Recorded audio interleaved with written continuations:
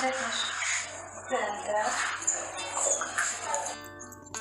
ልጅ እንኳን ደስ ያለሽ።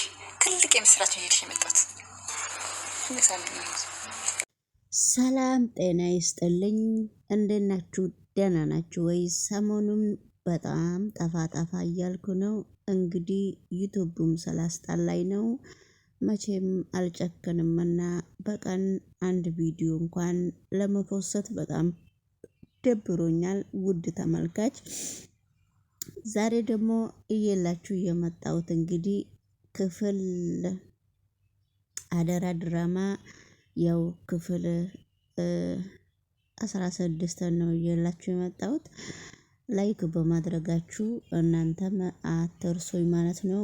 ቪዲዮውን ደግሞ ከመጀመሪያ እስከ መጨረሻ እያያችሁ ብታበረታቱኝ በጣም ደስ ይለኛል ማለት ነውና አዲስ ትኩስ ቪዲዮ ደግሞ እየላችሁ የመጣሁት የብሌን እናት እንግዲህ ብሌን እናቴ የት ነው ያለችው ንገርኝ እባክሽን ብላ የወላጅ እናቷን እየፈለገች ባለፈው ቪዲዮ ላይ ተናግራ ነበረ።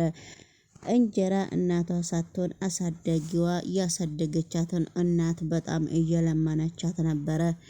ያሳደገቻት እናት እንግዲህ በአሁኑ ወቅት ብሌንን እናትሽ እዚሁ አዲስ አበባ ውስጥ ነው ያለችው ብላ እነ ቃል ክዳን ቤት ሄዳ ሽር ጉድ ብላ በቃ በደስታና በፈገግታ ለቃልዬ ነግራ ነበረ፣ ለብሌን ነግራ ነበረ።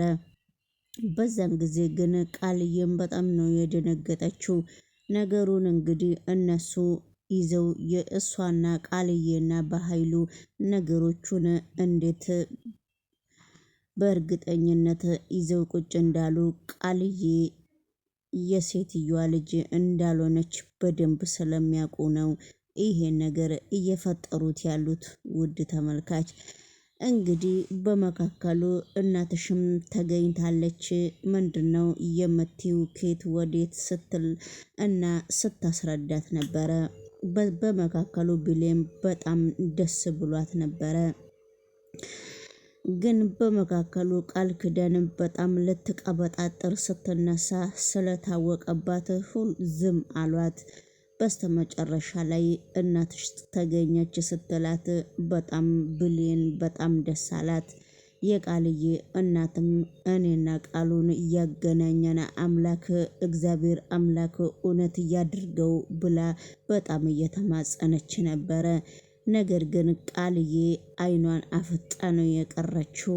እሷ መቼም ነገሮቹ ሲመጣ ሁሉም ነገር የሚነቃባት እየመሰላት ብሌንን ስታይ በጣም ብዙ ነገር ነው የምታስታውስና በጣም ብዙ ነገር ነው የምትደነግጠው።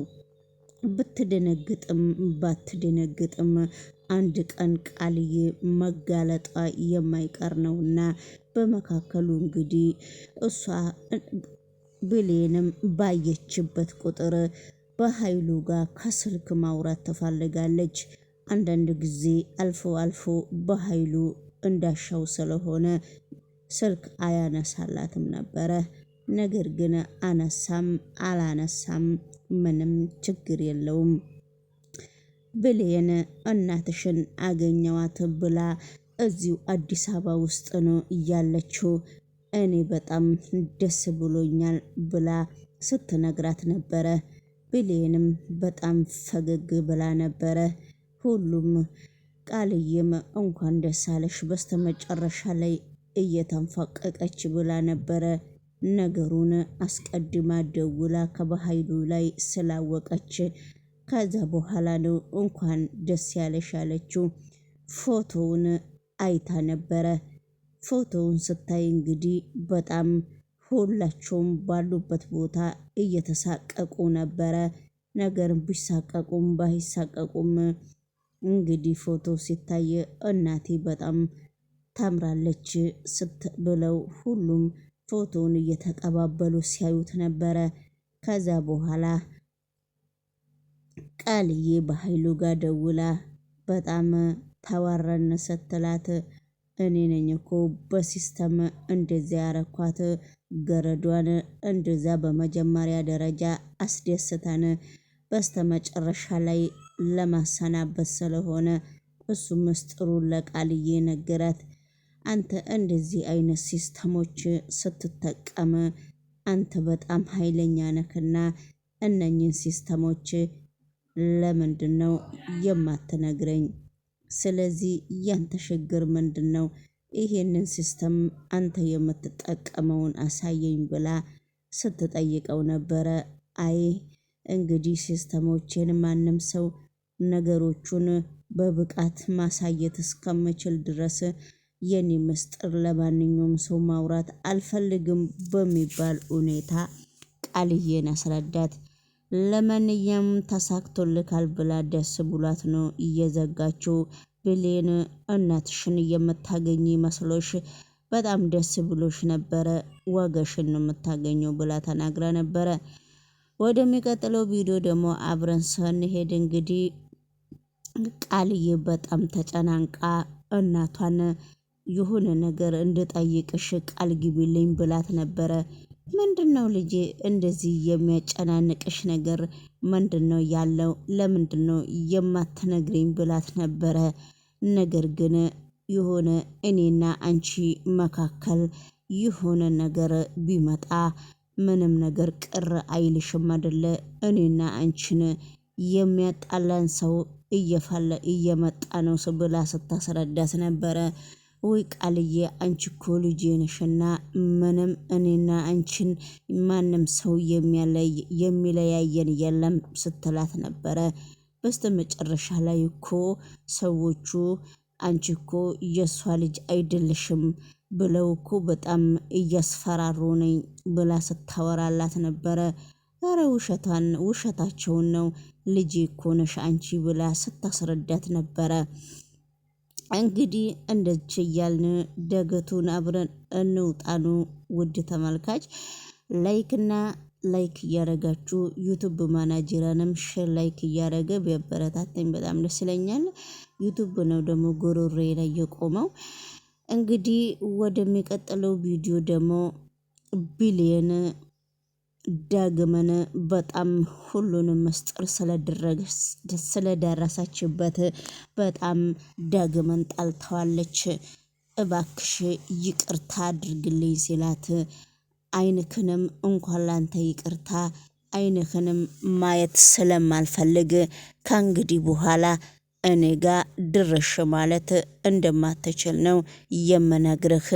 ስለዚህ ሂድ ከዚህ ውጣ ስትለው ነበረ። እንግዲህ እሱ እኔ እኮ ብሌን አጥፍቻለሁ፣ አንቺ ግን የይቅርታ ልብ የለሽም ወይ ብሎ ሲጠይቃት ነበረ።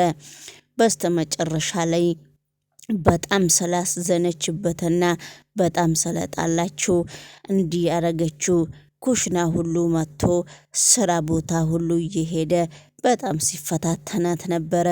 እኔ ከእንግዲህ በኋላ ምንም ካንተ ጋራ ንግግር የለኝም ብላ ስታስረዳውም ሊረዳት አልቻለም። በስተመጨረሻ ግን ኩሽና ውስጥ መስራት አልቻልኩም ብላ ለአሰሪዋ ተናገረች ብሌን። አሰሪዋ አንቺ ስራሽን በትክክል ለምንድነው የማትሰሪው? ይሄ ልጅ ደግሞ ካንቺ ስር ምን ያደርጋል ብላ ስትናገራት፣ በዛን ጊዜ እሷም አላሳልፍም፣ አላስቆም፣ አላስቀምጥም፣ አላሰራ አለኝ፣ ምክንያቱን እኔ አላቅም ብላ ስትነግራት ነበረ። አለቃዋ ግን በመካከሉ አንተ ምን እየሆንክ ነው? ያንተ ችግርስ ምንድነው? ምንድነው የምትለው? ስለዚህ እስቲ ንገረኝ ምን እንደምትፈልግ ከሷ ላይም ብላታለች። ምንም አላለም ይቅርታ ሲላት ነበረ።